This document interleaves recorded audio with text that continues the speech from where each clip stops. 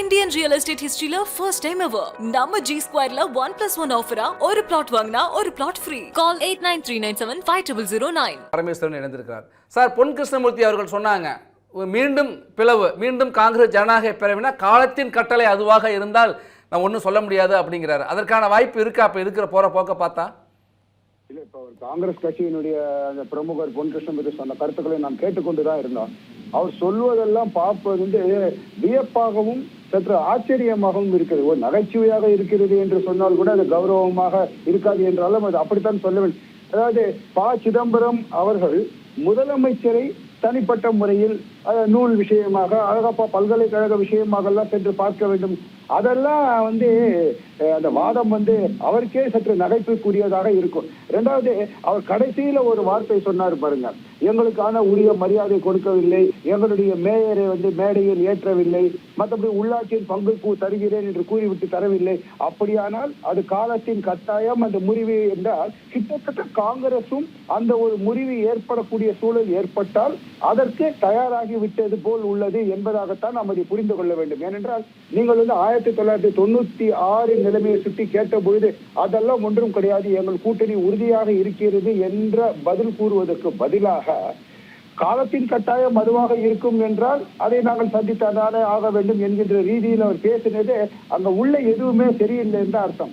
இன்னொன்று மிக முக்கியமா கவனிக்க வேண்டியது என்னன்னா, கிட்டத்தட்ட நீங்க சொன்னீங்க ஆரம்பத்திலே 70 நாட்களுக்கு முன்னாலே முதலாக ஒரு குழு அமைத்து பேச்சுவார்த்தை தொடர்பான அந்த விஷயங்களில் ஈடுபட்டதெல்லாம் காங்கிரஸ் திமுகவும் தான். இவ்வளவு நாள் கிரீஷ் சோடங்கர் அந்த கோவா மாநிலத்தை சேர்ந்தவர், அவர் தலைமையிலான குழு பேச்சுவார்த்தை நடத்தினார்கள். இடையிடையே ராகுல் காந்திக்கு நெருக்கமானவர் என்று கருதப்படுகின்ற பிரவீன் சக்கரவர்த்தி சில கருத்துக்களை எல்லாம் சொன்னார்.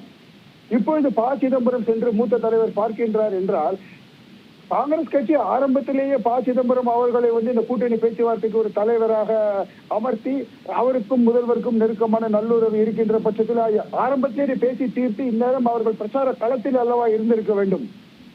அதனால இது எதுவுமே சரியில்லை. இது எப்படியே புரிந்து கொள்ள வேண்டும் என்றால், முறியும் நிலையில் உள்ள கூட்டணியை காப்பாற்றுவதற்கு மூத்த தலைவரான சிதம்பரம் மூலம் நேரடியாக முதல்வரிடம் பேசி அந்த கூட்டணி கடைசி ஸ்ட்ரா, லாஸ்ட் ஸ்ட்ரான்னு சொல்லுவோம் இல்லையா, அந்த கடைசி அச்சு முறிவதற்கு முன்னால் அதை ஏதாவது காப்பாற்றுவதற்கு வாய்ப்பு இருக்கிறதா என்று பார்ப்பதற்காகத்தான் சிதம்பரம் அவர்கள் சென்று முதல்வரை பார்த்திருக்க வேண்டும் அல்லது பார்த்திருக்க கூடும் என்பதுதான் யதார்த்தம். இதுல சார், இப்போ கடைசி கட்ட முயற்சியாக சிதம்பரம் போயிருக்காரு அப்படின்னு சொல்கிறீங்க. இந்த இடத்துல 2 கேள்வி சார்.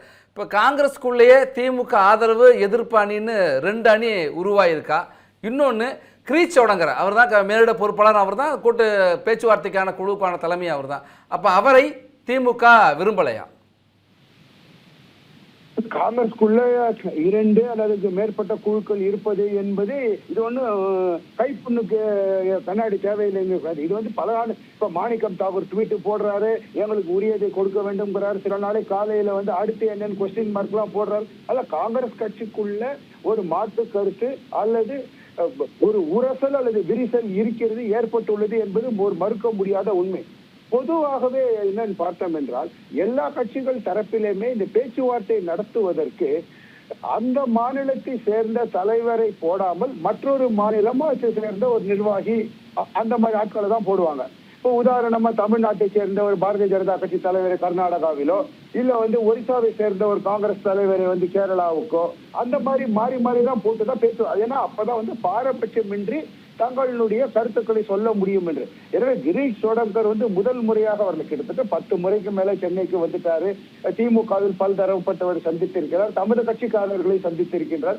2-3 நாட்களுக்கு முன்னால பேசிய போது கூட ஏஎன்ஐ தொலைக்காட்சிக்கு அவர் அளித்த பேட்டியில் என்று என்ன சொன்னார், நாங்கள் கோரிய அளவுக்கு தொகுதிகளை அவர்கள் கொடுக்க முன் வரவில்லை, எனவே உரசல் தொடர்கிறது என்கின்ற சொல்லிட்டார்.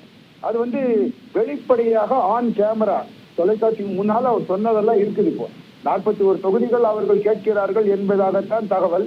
25 தான் அதிகபட்சமா திமுக கொடுக்க முடியும் என்று எனக்கு கிடைத்த தகவல்கள் என்னன்னா, மிக அதிகபட்சமா இந்த 25 என்பதை 1-2 கூட்டி சட்டமன்றத்திலும் ஒரு நாடாளுமன்ற மேலவை உறுப்பினர் அந்த ஒரு பொறுப்பு அல்லது அந்த ஒரு வாய்ப்பை தருவதற்கு திமுக முன்வந்துள்ளது. அதற்கும் மேல் மிகவும் அழுத்தம் கொடுத்தால் it is your way or highway, அதாவது இருந்தால் நலம், இல்லை என்றால் நீங்கள் கவலை இல்லை. அதாவது கூட்டணியில் காங்கிரஸ் இருந்தால் நலம், இல்லை என்றால் கவலை இல்லை என்கின்ற ஒரு மறைமுகமான செய்தி காங்கிரசுக்கு சொல்லப்பட்டு விட்டது என்கின்ற தகவல்கள் கசிந்துள்ளன.